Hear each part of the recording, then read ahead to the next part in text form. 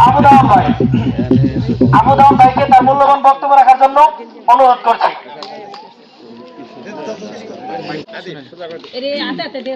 আসসালামু আলাইকুম। আর হিন্দু দাদা বদিরে যারা আছেন তাদের জন্য আমার আদব। সবচেয়ে আরো বিষয় হলো আপনাদের যেহেতু আমাদের পুরান বাড়ি বাচ্চা বাড়ির লোক এখানে আছে, এবার আমার পাড়ার কথা আমি দুইটা কথা বললি যে 17 বছর পর এই যে আমি এই ওয়ার্ডের একটা সাধারণ সম্পাদক এবং সেক্রেটারি, আমি এইভাবে কোনোদিন বসতে পারি নাকি। কারণ বসবার গেলে বেশ লাগেই না, দুইজন মানুষ একত্র হইলে কিন্তু পুলিশের একটা হয়রানি, পুলিশে ধরেনি। আমি কিন্তু এই পর্যন্ত এই 5 আগস্টের পরে আমি কিন্তু পুলিশটা 1 থেকে 2 থেকে 2 লক্ষ টাকায় পুলিশে খাওয়াইছি, কিন্তু আমার বাড়িতে পুলিশ আসতে নেই। ঠিক আছে, খালি ফোন দিলে আমার 10,000 20,000 আমি টিভি পর্যন্ত দিছি বন্ধ ফাঁড়িতে। আমার সবচেয়ে আনন্দের বিষয় হলো যে আমার এই পাড়ার মধ্যে আমার 2টা জাতি আমরা বসবাস করি, এবং হিন্দু এবং মুসলমান আমরা যে একত্র হইতে পারছি ধানের শেষে ভোট দেওয়ার জন্য।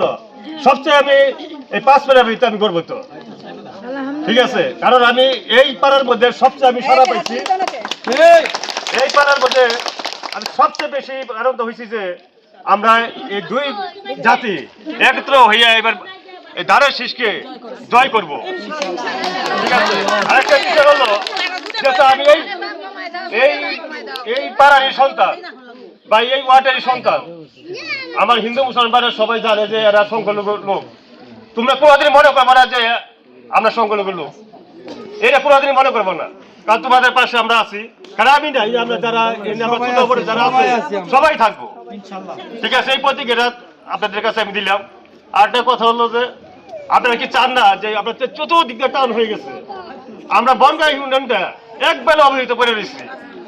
কারণ আমরা এবার যেদিক গেছি 14 আসনে, ঢাকা 14 আসনে সিটিতে, আর যে প্রার্থীকে আমরা পাইছি খুব নরম এবং কোমল মহিলা। ঠিক আছে, তাদের কাছে যে কোনো লোক আপনারা যাইতে পারবেন, কথা বলতে পারবেন, যে কোনো লোক চাইতে পারবেন। তাতে হ্যাঁ, মা বোনেদের জন্য দুঃখটা এরা বুঝবো।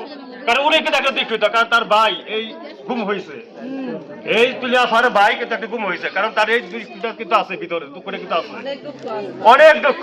আজ পর্যন্ত পূজা তার ভাইকে পায় নাই।